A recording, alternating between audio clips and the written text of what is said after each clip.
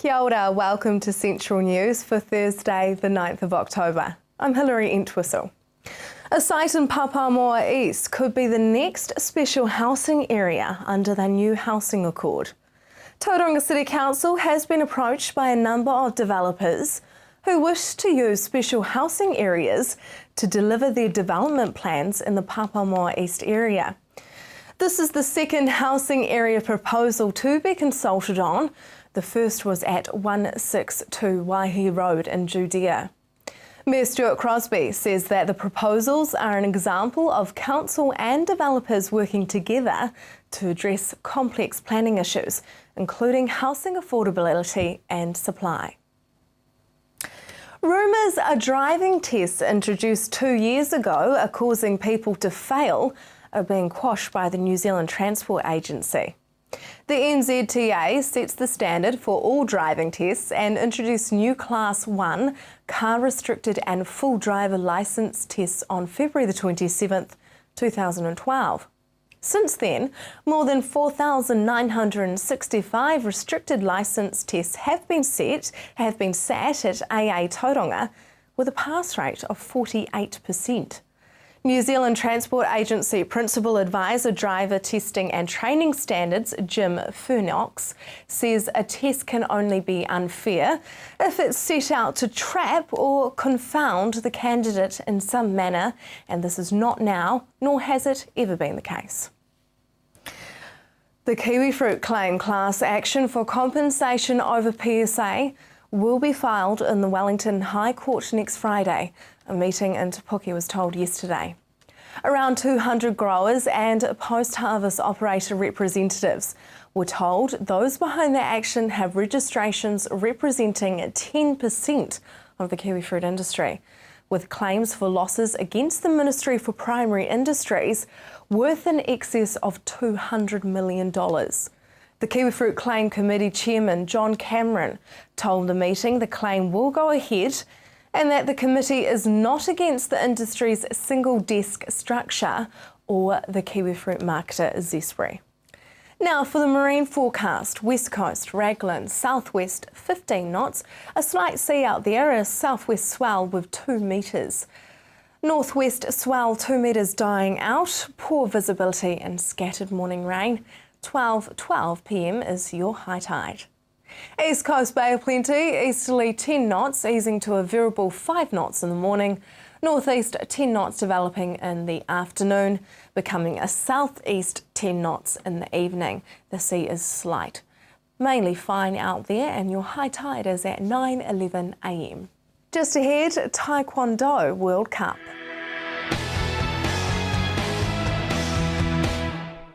Welcome to Central News on TV Central. John Sorden runs the only martial arts club in Waitakaruru, catering for kids and adults all over the Hauraki district. He aims to run a family-friendly club with a competitive element. Freshly back from the World Cup in Jamaica, he talks with Amanda Harper about the success of his club. John, what is the ultimate goal for your club? Well, the club in general is it's a family club. So mum and dad can come and train with the kids if they so desire. And then what we do is we look at the students as they're training and we see people with a certain sort of potential and a work ethic that goes with it. And then we just say to them, listen, you could go further if you want to, and if they do want to, then we can we have the ability to be able to train them up for regional events, national events, and then hopefully put them on the world stage, and then all the benefits that come from that for that child or that adult will flow on from there. Okay, so you're a family-friendly club, but with a competitive element. Yeah, it's family first. Yeah. And then the competition would be, it's an optional thing, and it's only if that is so desired. Okay, yeah. Now, who do you teach? Who comes along? Well, we teach from 3 years old. We have a little class that's from 3 till roughly about 7. And they do a bit of taekwondo, a bit of games, bit of taekwondo, bit of games, and they have a ball. It's probably my favourite class, to be fair, actually, to teach. And then we have from about 7 or 8 years old up to 12. And it's a bit more serious there, but still a little bit kind of not too strict. And then from 13 years and old and up, and that's seniors, and yeah, we get pretty strict in that level. So we work them into it in increments. Yeah. Now, do the students travel from quite far away to come to your club? Yeah. Like, how broad is your reach? Yeah, they do. We're in Waitakere in the community hall there, and we have students that as far out as sort of from Mangatawhiri through to Kaiheri, across to Ngatea and across to Thames. We have quite a few Thames students that train as well. So there's quite a large catchment area there. Yeah, it's good. Yeah, and do you have any challenges that you face running a martial arts club in a small community? Nah, not really. There's not many challenges. It's a passion. So, you know, you like to do what you like to do, and I like to teach Taekwondo. So it's not work. It's not anything really. It's just having fun. So you've been established since 2011, is that right? 2011 was when Calibre opened in Auckland, and then I moved into this area. So we actually opened down here in August 2012. Okay, so you've only been running for a couple of years 2 then? years, yeah. And you'd say it's pretty successful so far? Yeah, I think so. Yeah, and like I say, we're just starting to get people onto the world stage now. And there's a lot of more people sitting in the wings just waiting to go. They couldn't go this time either because their rank wasn't high enough, or they were too young. Yeah. So they just had to wait till next time. So this year was the World Cup in Jamaica. Next year it's the World Champs That's in right. Italy. In Italy. Is anybody from your club going over to represent you? Hopefully Amy Rose is going to the World Champs.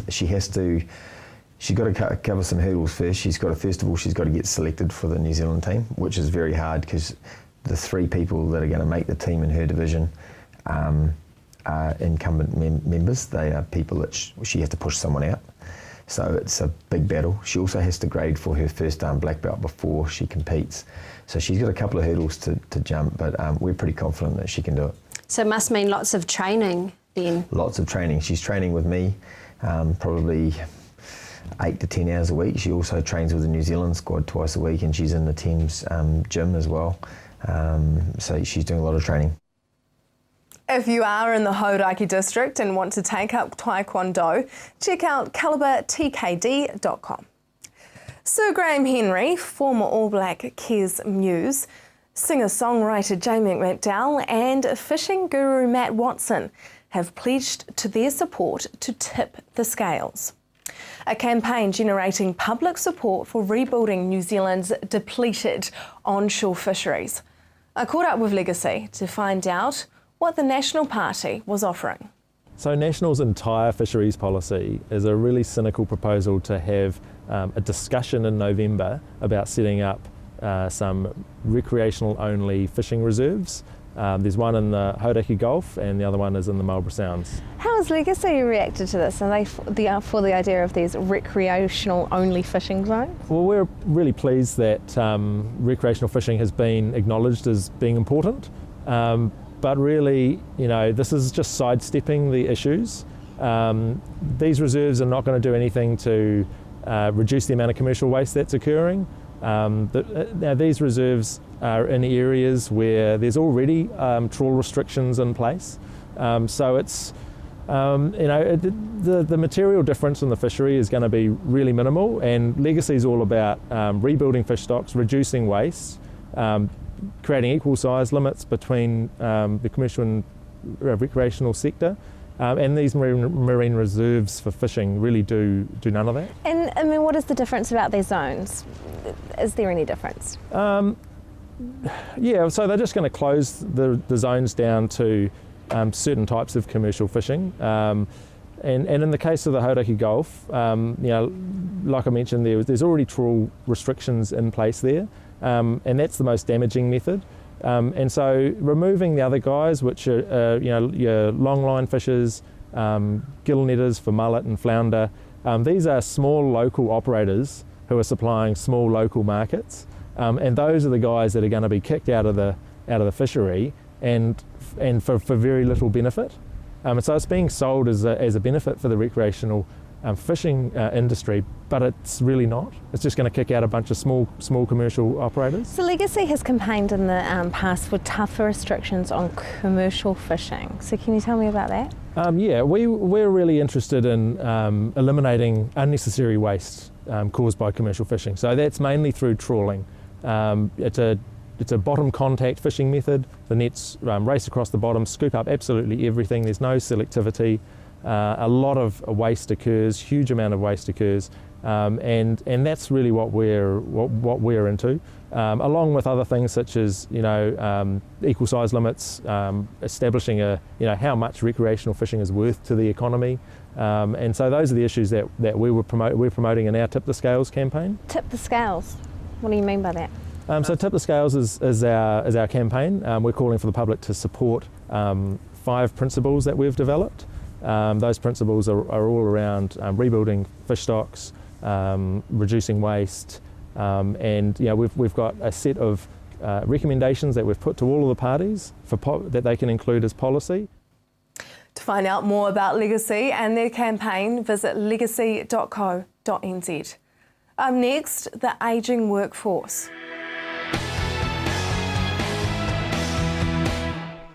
Welcome back to Central News. The baby boomer generation is getting older and eventually they will enter retirement age. It is said to be one of the major problems to face the Western world. It's an ageing workforce. Tauranga City Council adopted an age-friendly strategy earlier this year. I spoke with the Tauranga Chamber of Commerce to find out about age-friendly practices. They sit a lot around flexibility. Working hours, working career. Older people may not want to work 5 days a week from 8:30 to 5. They might want to work 4 days a week. They might want to come in at 9 and leave at 3. And it's about understanding different, and they may want to have a month off in the middle of the winter to go overseas in the summer. So it's kind of those sort of discussions that you would have with your older workforce, that you acknowledge that they've got huge benefit to your business. That's a benefit. We need to be more accommodating about what those different practices are. Having said that, I think more and more companies are moving to a flexible working space anyway, which an older workforce naturally adapts to.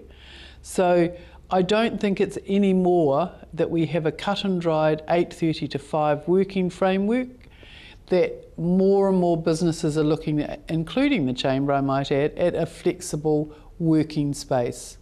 So those are some of the things. It may be some mobility issues, there may be some, you might need bigger fonts, and interestingly Trustpower just recently became an age-friendly business, and they've adapted some of their fonts to better, larger fonts so that people can see it. Their invoices are now formatted differently so that people understand it better.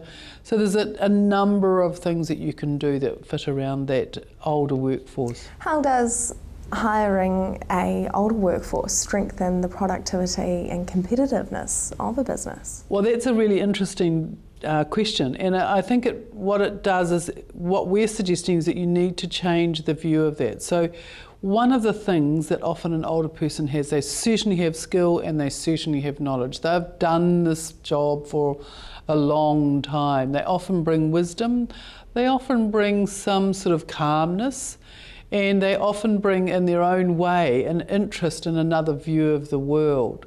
So sometimes, and if you partner that with a younger person in your team, and that lovely transference of skills and wisdom, and how do you do this job, and just having that mentoring there is a really positive aspect inside the business. And they may often be better just doing a project that they have a huge amount of knowledge on, that can then be shared back through the team or the company. So I think that when you start to see it as a different aspect, that they're not working as your younger workforce might, but how do you just partner those two people, then you get a huge amount of benefit from that. Do you think there is a perception out there that the older workforce isn't as productive? Yes, I do. I think there is that perception. I think there is also that perception that they're taking a younger person's job. if you were to look at the ageing population as a truly statistical issue, there isn't a growing younger population. And the younger population actually likes to work, like the older ones do, in a much more flexible workplace. They have 24 hours to achieve their outcomes. They don't see that you have to do it in 5 or 8 hours in a day. So it might be they work from 5 in the morning till 8 and then have sort of half the day off, surf, do whatever they like to do. So that philosophy applies to the older and younger workforce. The idea that an older workforce is taking or not as productive is just, they just work differently. And what we're saying to an employer now is acknowledge the difference, work with the difference, look at the outcomes that you're achieving. Almost 2/3 of organisations weren't prepared to support and manage an elderly workforce. What does a business have to do to manage and support? I think they have to open up their thinking. They have to think differently, not see it as an older workforce or a younger workforce, see it as a workforce that you want to get productivity out of. So if that means that you change the way you think about, example, that 8-hour day, or working from home, or flexi time, I start earlier, leave earlier, people are going to have to change the way they think about how you operate. There are clearly some jobs that you may have to be in for instance, in a production line, that might be a different way of operating. But certainly if you're not open anymore to the fact that your workforce is going to change, the way they work is going to change, then that will impact on your productivity, and not because the workforce, because you're not open to change about how people operate. Do you think in the future we'll see people working right into their 80s and 90s? Yes, I do. And acknowledged working. A lot of those people leave work officially at 65, but pop back, or they're often at work, or they contribute, but they're not acknowledged as working. It almost becomes that volunteer sector, when in fact we need to acknowledge that they are working, they're contributing, they're adding to the value of the company. And I think the nicest thing is that when you do see people valued, and it gives that older worker that sense of value, I'm still valued, I can still contribute. It helps their mind remain agile and worthwhile and feeling good about themselves. And so our health issues start to reduce because you're feeling better, more alive, you're active, you've got a reason to get up in the morning, you think there's something that you can add back. And those things make a difference to how we operate as people going into our golden years, I guess. Just ahead, your weather for Friday and plans for the Te Ao Mutu Museum.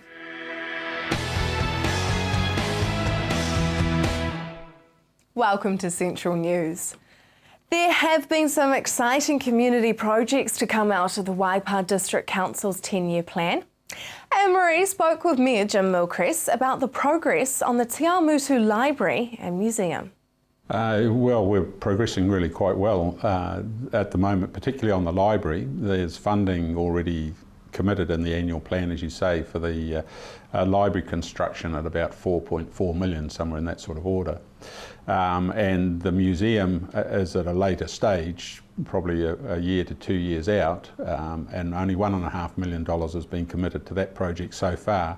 And there's a requirement to try and achieve additional funding from other sources of about $3 million.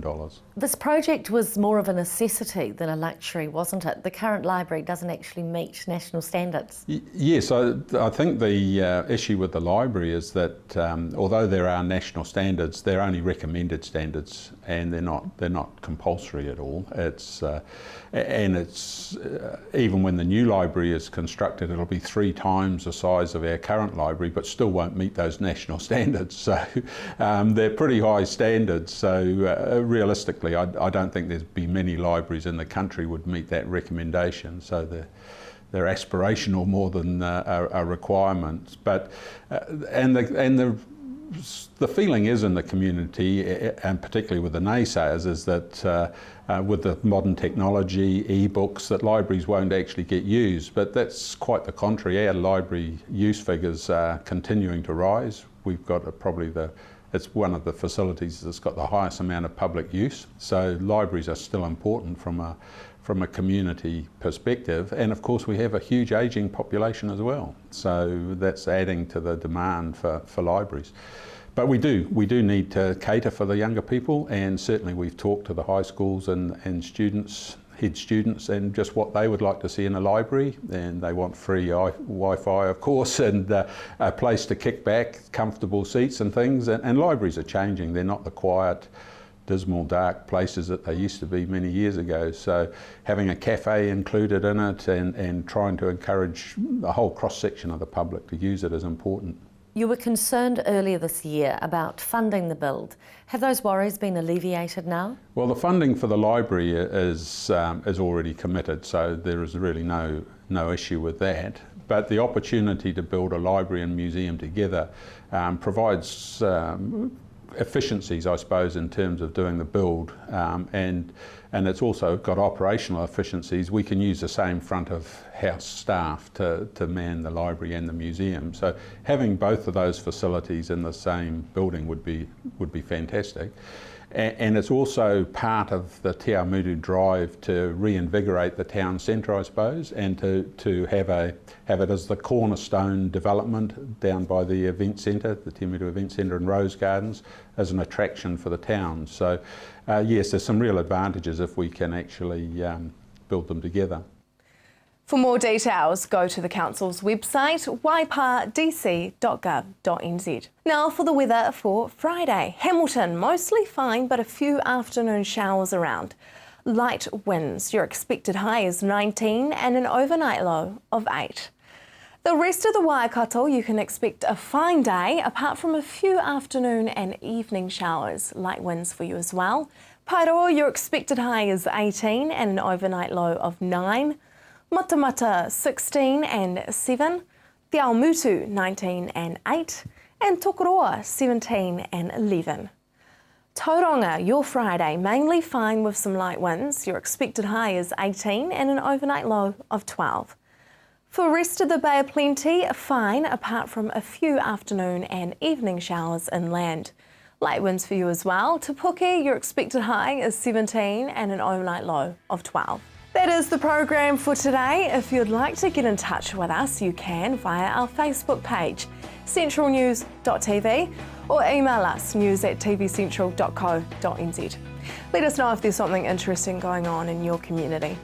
Join me again tomorrow night for more stories from the Waikato and the Bay of Plenty. I'm Hilary Entwistle. I hope you have a lovely evening.